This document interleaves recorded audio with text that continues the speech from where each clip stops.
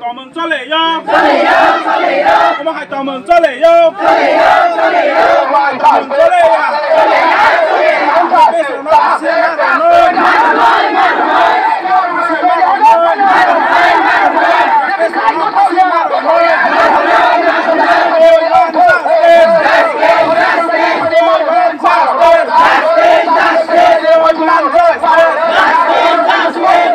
subscribe